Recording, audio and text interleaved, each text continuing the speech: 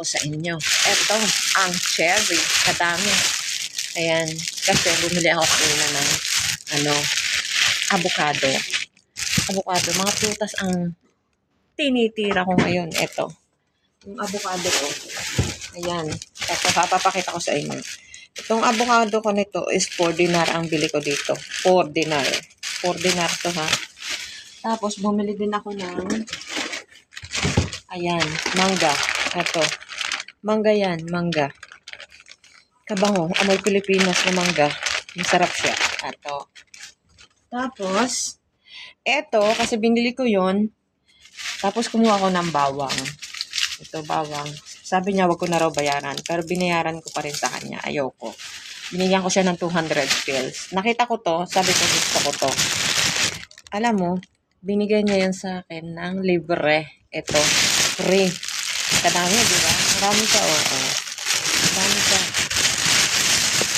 Bigay niya to sa akin ng libre. Lagyan natin dito to. Iyayos din natin.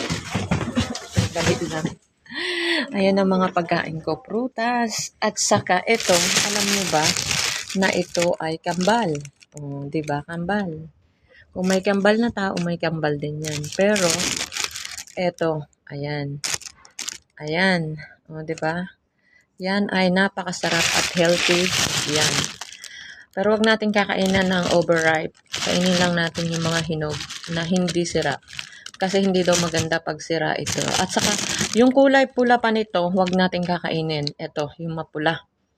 Kasi ang mapula daw nito is hindi pa parang may toxic siyang makukuha ka dito. Pagka kulay pula. Yung hindi pa hinog.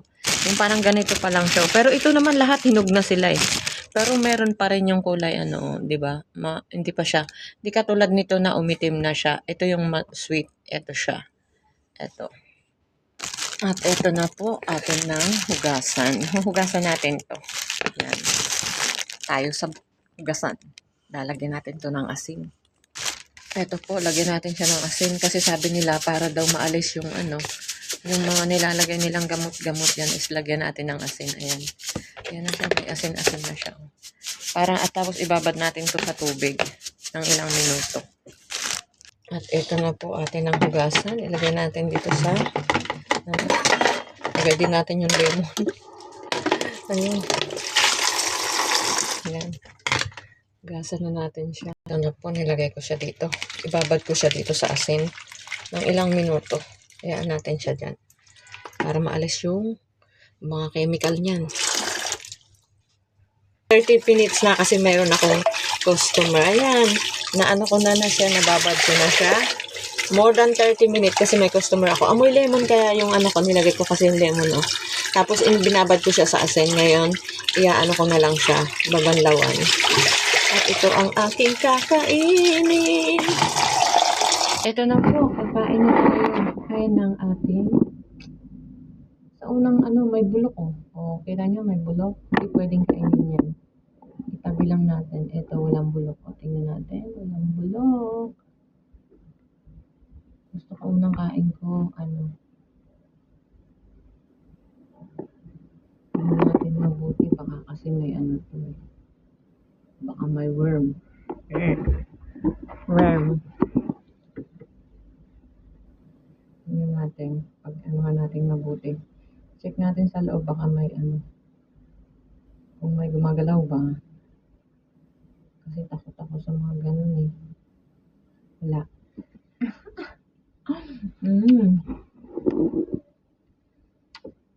Sarap. Yummy. May buto siya.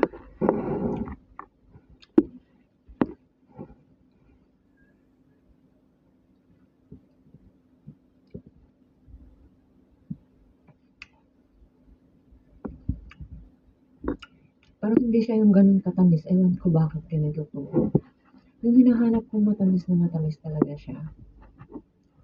Wala siya eh. Baka may to Baka may turok to Pero hindi eh. Ayan.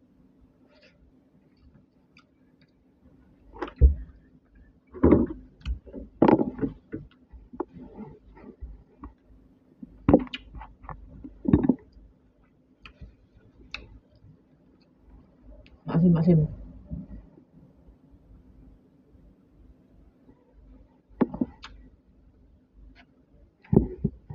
Mm.